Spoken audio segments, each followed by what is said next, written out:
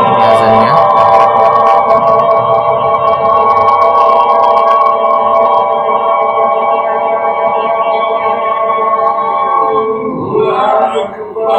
Oh ya, ini ada keterangan terdapat tradisi pitu azan. Nah, pitu azan namanya. Di Masjid Sang Cipta Rasa Cirebon. Jadi itu tradisi ternyata. Yang lebih parah nanti di masa depan anak cucu kita nggak tahu lagi yang mana yang sunnah. Karena semuanya udah diinovasikan. Semuanya udah berbeda-beda.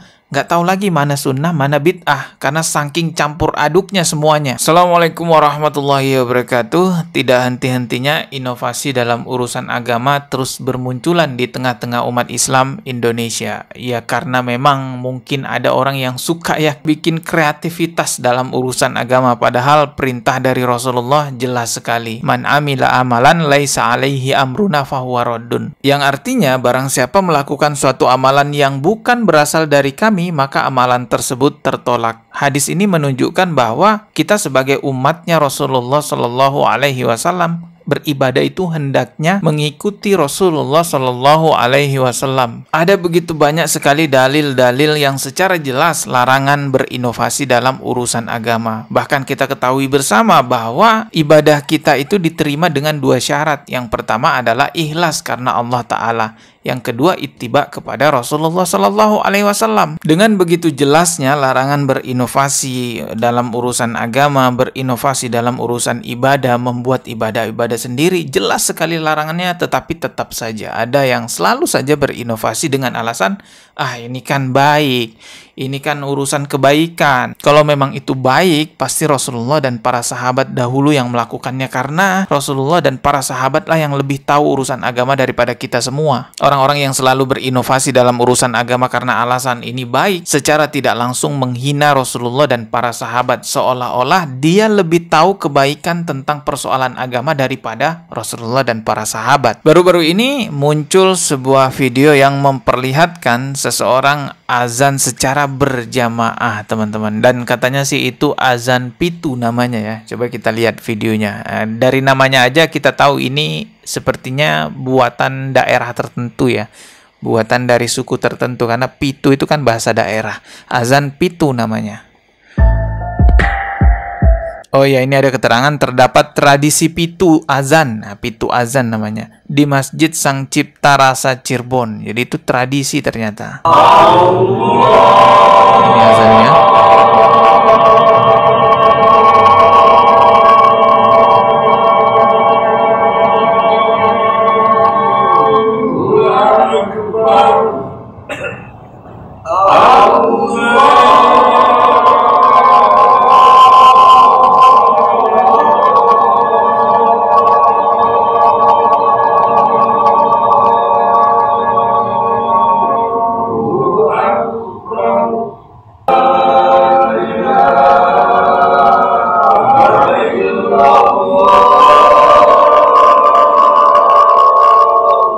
Oke, itu tadi ya videonya. Jadi ada 7 orang yang azan. Coba kita lihat video lainnya ya.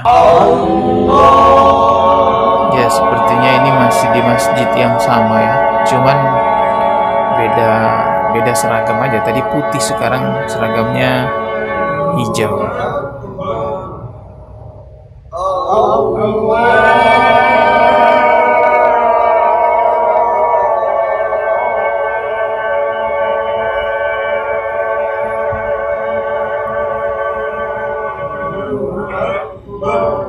Kita lihat lagi video lainnya. Nah, kalau ini 4 bukan 7 ya. Kelihatan 4 orangnya. Dan katanya sih ini Jumatan di Gedung Pakuan, rumahnya KDM. Pahalanya pasti double karena yang azan 4 orang. Ada aja ngada-ngada ya. Oh, ini di tempatnya KDM. Oh ya, ada Pak KDM di situ. Ya, Pak KDM kan bukan ulama, jadi wajar aja kalau nggak tahu ya. Yang jadi pertanyaan, ulama-ulama di sana kemana kok membiarkan gitu ya.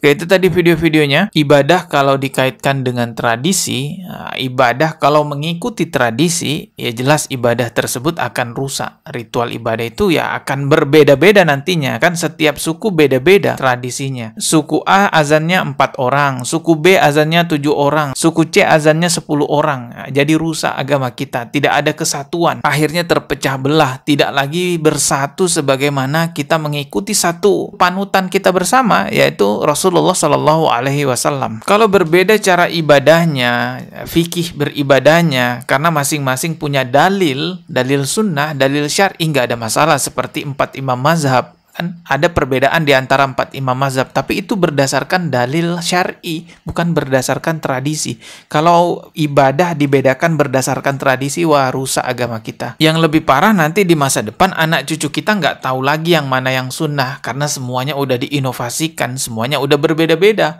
Nggak tahu lagi mana sunnah, mana bid'ah, karena saking campur aduknya semuanya. Kembali lagi ke tema pembahasan. Yang menjadi pertanyaan adalah, apakah diperbolehkan azan secara berjamaah? Mengingat kita tidak pernah tahu Rasulullah menyuruh sahabat untuk azan secara berjamaah, teman-teman. Nah, ini ada penjelasannya dari seorang ustadz yang ada di Pondok Pesantren Al-Mahbaroh, Lumajang. Kita simak dulu videonya.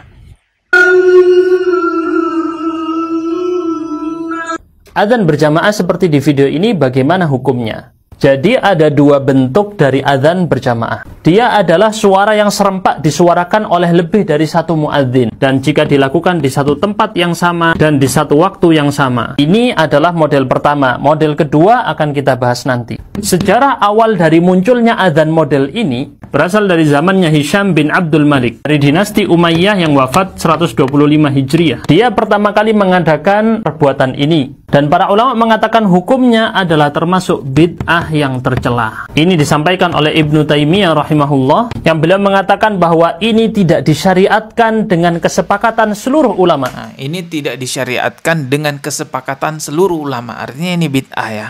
Dan beliau menyebutnya sebagai bid'ah mungkarah. Begitu juga dijelaskan oleh Ibnul Hajj, yang semua referensinya sudah saya cantumkan di caption. Termasuk di antara yang menentang ini adalah Syekh Mustafa Al-Maraghi, syekhnya Universitas Al-Azhar, yang kemudian Raja Mesir saat itu menghapus adanya adzan jamaah ini di Mesir. Adapun jenis adzan jamaah yang kedua, apabila masjidnya sangat luas, sehingga kemudian diperlukan adanya muadzin yang berdiri di pojok-pojok menara-menaranya. Saya kasih gambarannya seperti berikut. Misal ini masjid, lalu ada menara di sebelah sini, di sini di pojok-pojoknya. Lalu kemudian berdiri 4 orang muadzin di masing-masing menara tadi, dan beradzan bersama-sama. Perbuatan yang ini diperbolehkan sebagian ulama. Di antaranya oleh Al-Imam Asy-Syafi'i. Beliau menyatakan ini di dalam kitab bahwa tujuannya agar suaranya terdengar sampai ke pelosok, ke penjuru. Ini memang saat itu dibutuhkan karena tidak ada pengeras suara seperti zaman sekarang. Adapun di zaman sekarang sudah ada speaker, sudah ada mikrofon,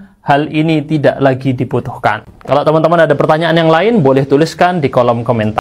Jelas sekali ya, sangat singkat, padat penjelasannya, mudah dimengerti. Azan secara berjamaah di satu tempat, di satu waktu, itu tidak disyariatkan dengan kesepakatan seluruh ulama, dan itu dihukumi bid'ah. Dan para ulama mengatakan hukumnya adalah termasuk bid'ah yang tercela. Ini disampaikan oleh Ibnu Taimiyah rahimahullah, yang beliau mengatakan bahwa ini tidak disyariatkan dengan kesepakatan seluruh ulama. Sedangkan ada ulama yang juga berpendapat memperbolehkan azan secara bersamaan dengan syarat dibagi 4 sudut tadi, seperti yang dijelaskan oleh Ustadz itu ya, dibagi 4 sudut, di beberapa sudut-sudut menara itu dengan tujuan agar suara azan itu terdengar sampai ke pelosok-pelosok. Tetapi situasi pada saat itu tentu tidak ada yang namanya mikrofon. Kalau sekarang, wah, di mana-mana sudah ada mikrofon. Dan kalau kita lihat yang terjadi di Indonesia saat ini bukan kendala pengeras suara, karena kita lihat mereka bertuju ya pakai mikrofon ya. Ini artinya ya bukan kendala pengeras suara, memang mereka menganggap itu tradisi, ciptaan